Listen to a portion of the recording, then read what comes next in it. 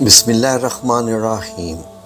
قرآن مجید کا مقصد معلوم ہونے کے بعد کہ تمہارے دل میں یہ خیال آتا ہوگا کہ اللہ تعالیٰ کون ہے، تو سنو، اس کی ذات کا سمجھنا تو عقل کا کام نہیں ہے۔ اللہ تعالیٰ نے اپنے متعلق قرآن کریم میں کیا فرمایا، غور سے سنیں۔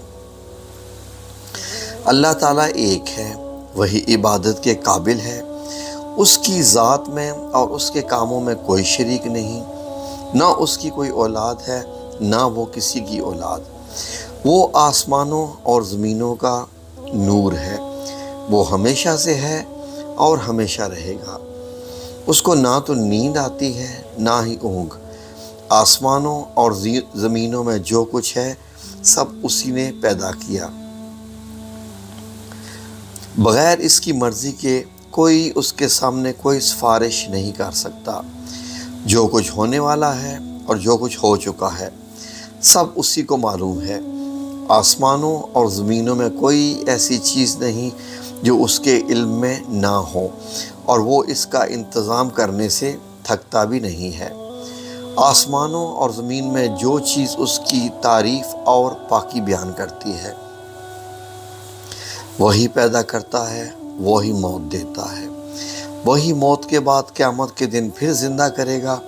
اللہ سب کچھ کر سکتا ہے، اس کی مرضی کے بغیر کوئی کچھ نہیں کر سکتا۔ جہاں کہیں ہم ہوتے ہیں وہ ہمارے ساتھ ہوتا ہے، وہ ہمارے دلوں کی بات جانتا ہے۔ وہ سب کو رزق دیتا ہے، جس کو چاہے تھوڑا، جس کو چاہے بے حساب دے۔ اس کے اختیار میں ہے، جسے چاہے سلطنت دے، جس کی چاہے سلطنت چھین لے، جسے چاہے عزت دے، جسے چاہے ذلت۔ دین و دنیا کی سب بھلائیاں اسی کے ہاتھ میں ہیں۔ وہی اولاد دیتا ہے، جسے چاہے بیٹے دے، جسے چاہے بیٹیاں، اور جسے چاہے دونوں، اور جسے چاہے کچھ بھی نہ دے۔